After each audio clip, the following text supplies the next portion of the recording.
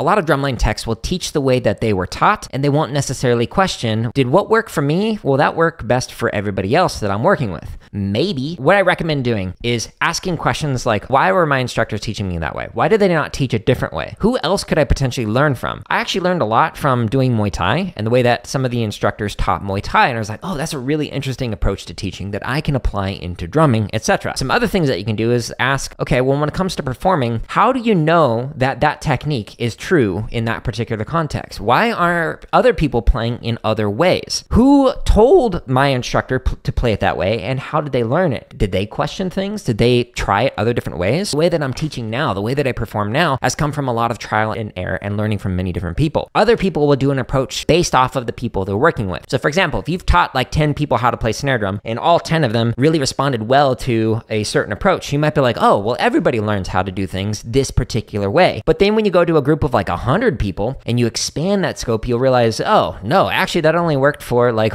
those 10 people and nobody else, or nobody else in other contests. Question not only why you are doing something the way that you are, why your teachers were doing something the way that they were, and why it may or may not work for the students you're working with, but also question why are other people doing it differently with different contexts, with different students, different performance requirements, etc. All of those things can have a profound impact on your own teaching and your own performing.